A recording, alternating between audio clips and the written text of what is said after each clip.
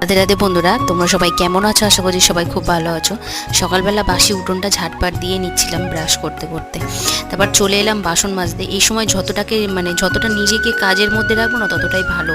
যদি কাজ না করে বসে বসে খাই না, তখন শরীরটা আরও অলসতায় ধরে নেবে। তো যাই হোক, বাসন মাজার পরে না কিছু কাচাকুচি ছিল, সেগুলো করে নিলাম। আর সেন্টারে যাচ্ছি এখন, এই যে কেটলিটা নিয়ে, এটা গিয়ে বেঁধে দেবো। আর এখান থেকে খিচুড়ি দেবে, তো এই দেখো আমাদের কেটলি বাঁধা হয়ে গেছে। আর তারপরে সকালবেলা দুটো খেজুর খেয়ে আর 1 গ্লাস দুধ খেয়ে আজকে সকালবেলার ব্রেকফাস্টটা ওখানেই কমপ্লিট করে নিয়েছি, টিউশনি পড়াতে। তারপর সেন্টার থেকে খিচুড়ি নয়, সাদা ভাত আর আলু সিদ্ধ, আর তার সাথে ছিল ডিম সিদ্ধ, ওটাই দিয়েছিল।